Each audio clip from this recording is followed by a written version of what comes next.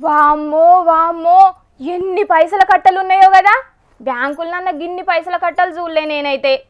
అబ్బా, 2 కట్టలు నాకు ఇస్తే మంచిగుండు. ఓ వెన్నెల, ఎక్కడి పైసలు ఏడున్నాయి? వార్తలు చెప్పుకుంటేనే కలలు అంటున్నావా ఎట్లా అని అంటున్నారు కదా. ఏడున్నాయో ఎన్నున్నాయో గీ ముచ్చట చూస్తే మీకే పురాగా అర్థమవుతుంది. చూడుండి మరి. వాయమ్మనే, 500 నోట్ల కట్టలు, 200 నోట్ల కట్టలు, 100 నోట్ల కట్టల కాడికెళ్ళి బగ్గనే ఉన్నాయి కదా.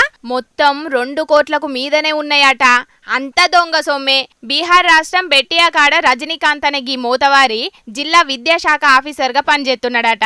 మరి ప్రైవేట్ స్కూళ్ళు, ప్రైవేట్ కాలేజీల తాన లంచాలే తీసుకున్నాడో, లేకపోతే సర్కార్ బడులల్లా విద్యార్థులకు అందాల్సిన పుస్తకాలు, చాక్ పీసుల కాడికెళ్ళి బ్లాక్లు అమ్ముకున్నాడో, మొత్తానికి గిన్ని పైసలు ఎట్లా కూడబెట్టిండో తెలియదు గాని ఇవన్నీ పైసల్ని చూసి విజిలెన్స్ ఆఫీసర్లే పరిశాన్ అయినరట.